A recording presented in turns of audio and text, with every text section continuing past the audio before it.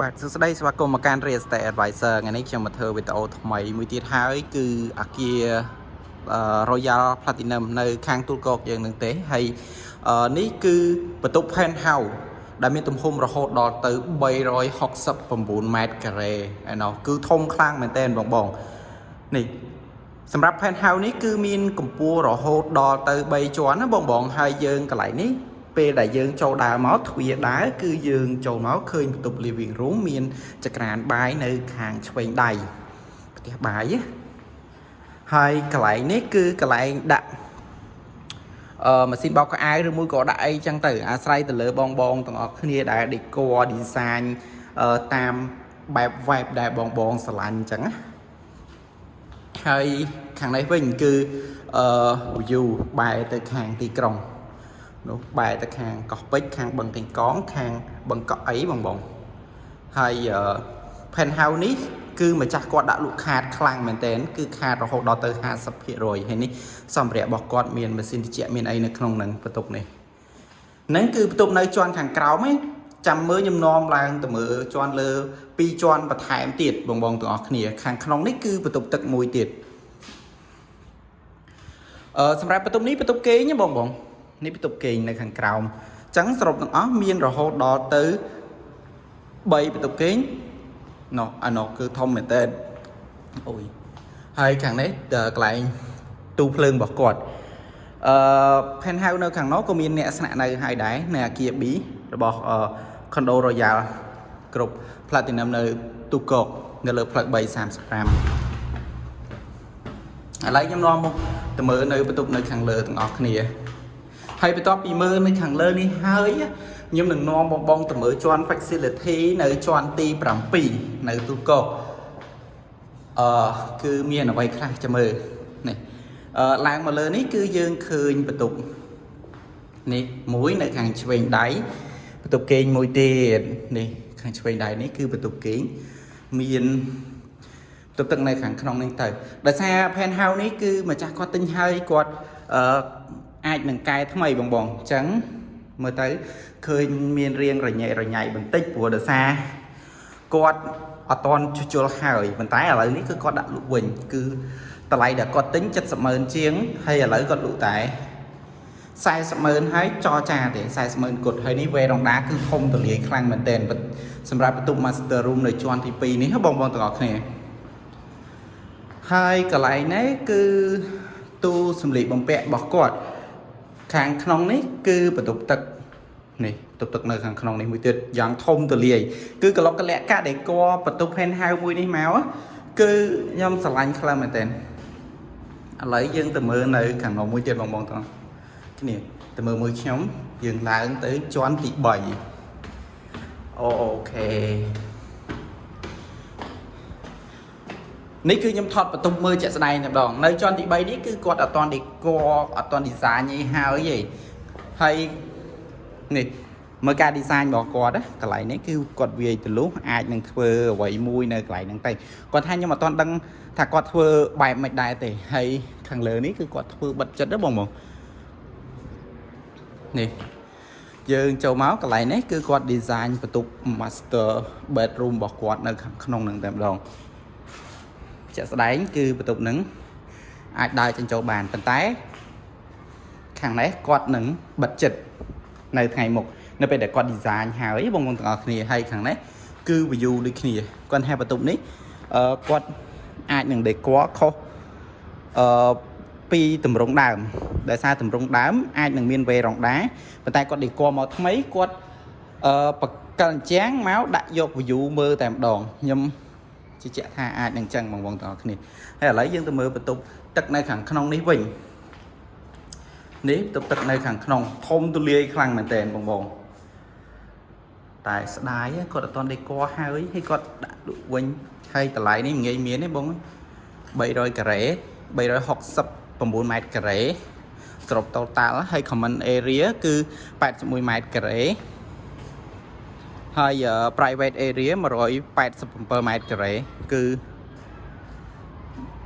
ធំខ្លាំងមែនទែនចាំមើលខ្ញុំនឹងនាំបងទាំងអស់គ្នាទៅមើលជាន់ទី7វិញម្ដងតាមពិត Penthouse នេះគឺមានលក់ đó tới pi unit tụm hôm pon khnia hai unit chọn khnia nâng tế tờ lái có đôi khnia tế tờ lái có tính pi unit nâng cứ chặt mờ chiến hay là lấy có đủ ta sai sập mờ tế lấy ní cứ trong ban cho một đỏ cào máy này tròn facility hay lấy nhom cái bông ta cho này cái lại an tật này và bọn đỏ này mà an tật bỏ quạt cứ quạt thai xong ad miền sun cho ba miền ấy nơi lớn nâng cứ ad khang miền tén hay khang đó miền hàng cà phê miền ấy nơi lớn nâng chẳng á hay cái lại nét cứ sầm rạp office space bỏ để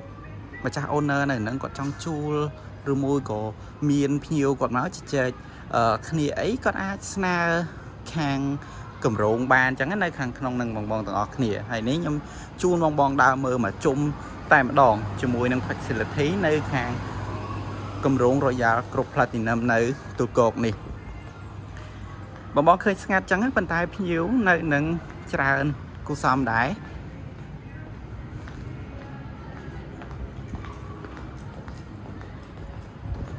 này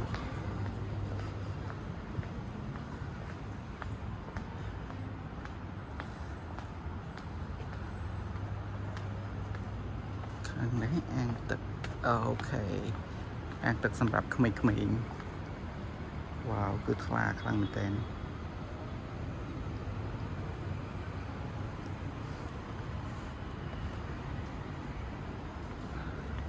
តោះដល់យើងទៅកន្លែងផ្សេងទៀតអូខេ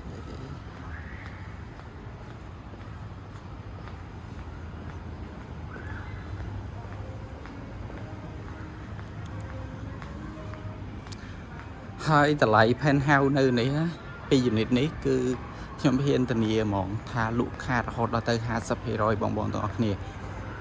គឺមិនងាយមានទេនេះកែងជ្រុងខាងនេះ penthouse នៅខាងនេះអូខេតោះឡើយយើងដើរទៅខាងក្នុងវិញសម្រាប់នេះគឺហាងកាហ្វេនៅខាងក្នុងនេះកន្លែងនេះកន្លែង12ជាន់ទី7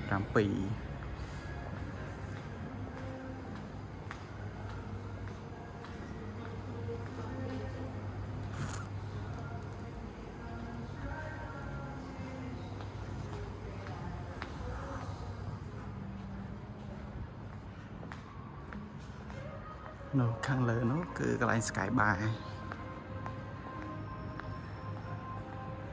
ខាងនេះមានកន្លែងបុកប៊ីមានអីចឹងទៅសម្រាប់លបែងកំសាន្តលេងអារម្មណ៍ខាងនេះមាន restaurant បងទាំងអស់គ្នាហើយខាងនេះវិញជីមនៅខាងក្នុងនេះគឺអែមខ្លាំងមែនតើនៅនេះរស់នៅលើអាគារមួយនេះប្រៀបដូចមានអ្វីគ្រប់យ៉ាងចឹងបងទាំងអស់គ្នាដែលអាចឲ្យភ្ញៀវឬក៏អតិថិជនរបស់គាត់លេងកំសាន្តបំបត្តិ stress នៅទីនេះអូខេខ្ញុំឡើងទៅជាន់លើទាំងអស់គ្នាតែដឹងថាគាត់បើកឬមួយក៏អត់ទេនេះ